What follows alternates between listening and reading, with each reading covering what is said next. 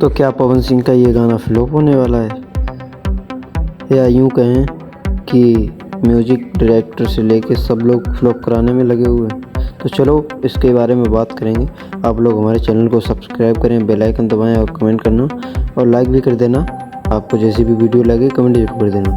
तो चलो भाई चलते हैं। ये पवन सिंह का गाना जो 2 साल 2.5 साल पहले आया था, पियर फरांक वाली, उसी का दूसरा पार्ट आया है, पियर फरांक वाली 2।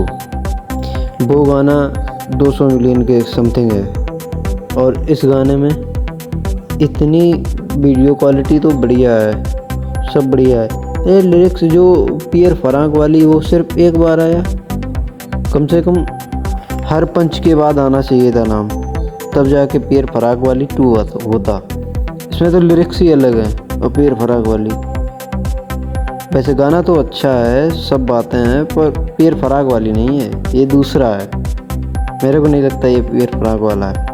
तो आप लोग जाएं और सुनिएगा MMB रिकॉर्ड्स पर, और जाके फिर मेरे को बताइए कैसा, सही मैं कह रहा हूँ या गलत। कमेंट करना, लाइक करना, शेयर करना, सब्सक्राइब करना, बेल आइकन दबाना।